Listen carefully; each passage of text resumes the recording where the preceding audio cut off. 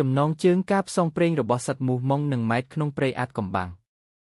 មានសត្វមូសពីរក្បាលឈ្មោះមុងនិងម៉ែតជាមិត្តរស់រាយរាក់ទាក់នៅក្នុងព្រៃជ្រៅពួកវាស្និទ្ធស្នាលគ្នាណាស់ហើយចូលចិត្តធ្វើដំណើរផ្សងព្រេងរកអាតកំបាំងនានាថ្ងៃមួយនៅព្រឹកព្រលឹមមើលទៅប្រលប់មានសំឡេងចម្លែកចេញពីចុងព្រៃម៉ែតត្មង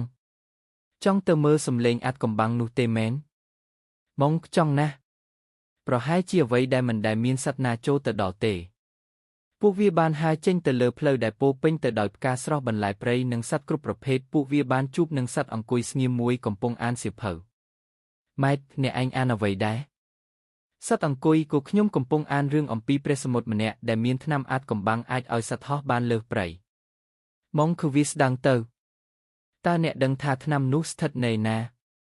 សត្វអង្គុយគឺនៅក្រោមដើមឈើធំមួយដែលអភិរក្សដោយសត្វអណ្ដើកចាស់តែអ្នកត្រូវតែឆ្លើយចម្លើយ3សិនទើបបានចូល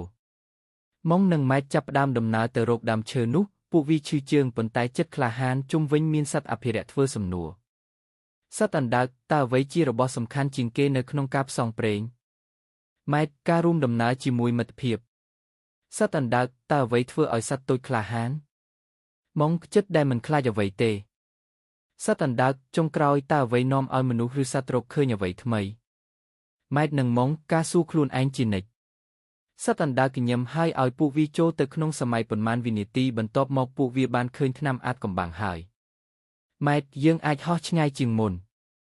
តែអ្វីដែលខ្ញុំសប្បាយជាងគេគឺការធ្វើដំណើរជាមួយអ្នកម៉ុងក្បាត់ការផ្សងព្រេងមិនមានន័យទេបើគ្មានមិត្តភាពហើយពួកវាបានហោះឡើងខ្ពស់ជាងដែលពេលណាមកមុនហើយព្រៃនោះក្លាយជាទីកន្លែងពោពេញដោយរឿងនិទានថ្មីដែលកំពុងរង់ចាំឲ្យអ្នកផ្សងព្រេងដទៃមកបន្ត